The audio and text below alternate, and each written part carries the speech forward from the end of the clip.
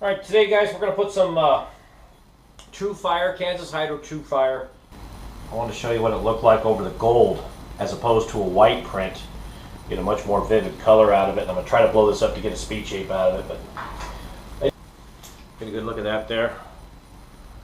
A real nice metallic, a lot of aluminum in it.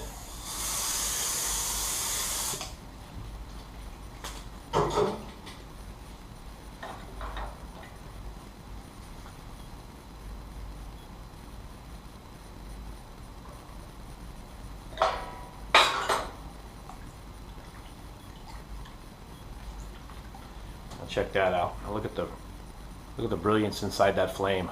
See the nice black? It's just dark black. No color, or the saturation's perfect on it. But look at the gold. Just got a real heavy metallic look to it. Anyway, a beautiful print. As far as the flames go, I've got a lot of them. This is number one. Okay. Anyway, this is Dave with Tsunami Hydrographics. We're out.